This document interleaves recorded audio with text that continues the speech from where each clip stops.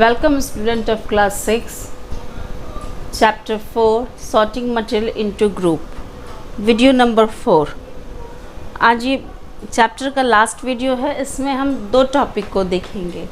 एक sorting material into group, यानी कि जो भी मटेरियल्स हैं आपके पास, आप उनको कितने ग्रुप में बांट सकते हैं या किस बेस पे आप उसको पार्ट बाय पार्ट करते हैं। ठीक है, कलर के soluble insoluble, colour, size, shape, इन सब आधार पे करते हैं, या मटेरियल के टाइप ऑफ मटेरियल्स पे भी कर सकते हैं। तो एक प्रॉपर्टी एक ये हो सकता है, आप ऑब्जेक्ट को सॉर्ट आउट कर सकते हैं या छांट सकते हैं फ्लट और सिंक के आधार पर।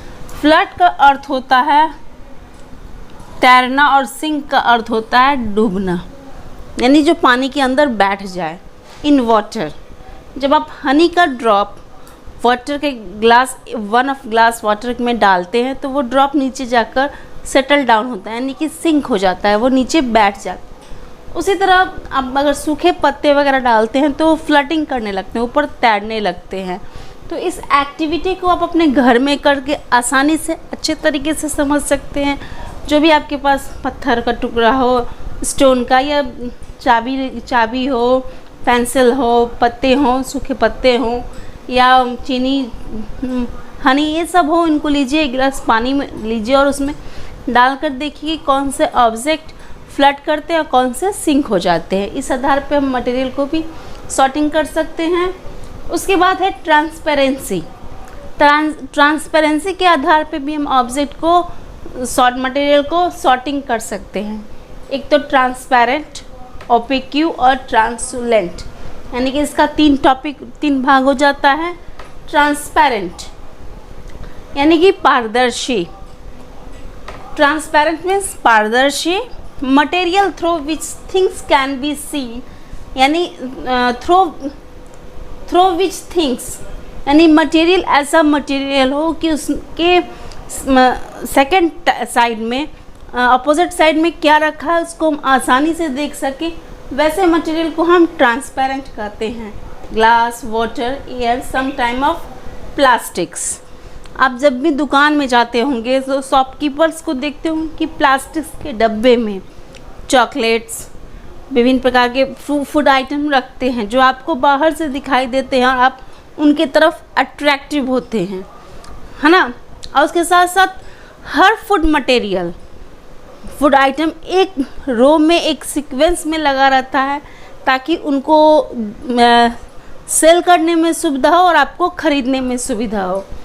उसके बाद है opaque, material through which things can not be seen, यानी कि सेकंड साइड में, दूसरे साइड में क्या है उसके थ्रू, वैसे मटेरियल के थ्रू आप नहीं देख सकते हैं। ये बोर्ड है, बोर्ड के पीछे क्या है हमको दिखाई नहीं दे रहा है। वॉल होता है, वॉल के पीछे क्या है हम नहीं दिखाई देता है। कार्डबोर्ड आपके सामने है तो अदर साइड में कौन सा व्यक्ति है वो हमको नहीं दिखाई देता है। वैसे ऑब्जेक्ट को हम ओपेक्यू ऑब्जेक्ट कहते हैं, यानी कि material through which things can not be seen are called opaque object. And last है ट्रांसलूसेंट, यानी कि अपारभासी।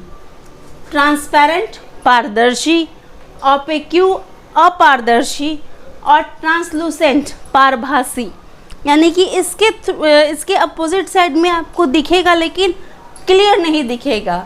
Material through which things see but not clearly, साफ नहीं दिखेगा। Example tracing paper. चैप्टर 2 में जो आपने फूड टेस्ट किया था, फूड टेस्ट में जो आपने फैट का टेस्ट किया था, उसमें इस चीज़ को हमने बताया था कि आपके ट्रेसिंग पेपर पे अगर आप किसी भी पेपर पर, सॉरी ट्रेसिंग पेपर पर नहीं, किसी भी पेपर पे आप फूड मटेरियल रखते हैं तो उसका जो फैट है वो उस पर कवर हो जाएगा, पैच की तरह बन जाएगा और उसके अपोजिट साइड आपको क्लियर नहीं दिखेगा।